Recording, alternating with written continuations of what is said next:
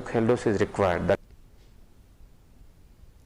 In connection with the murder case at Ishamati and Maulai Maura, the police had arrested 2 KSU members yesterday and brought them to the court.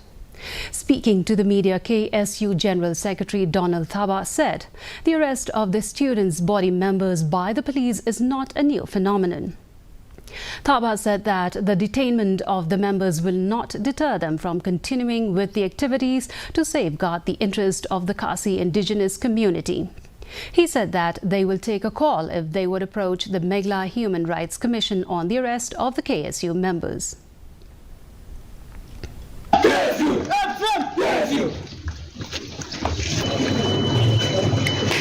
You see, this is not a new phenomenon that PSU members will be arrested in any incidents. It had happened in the past and it is still continuing. But we can understand that the objective of the government to detain the members of the PSU is to deter them from going forward with their activities towards the betterment and the welfare of the Khasi community.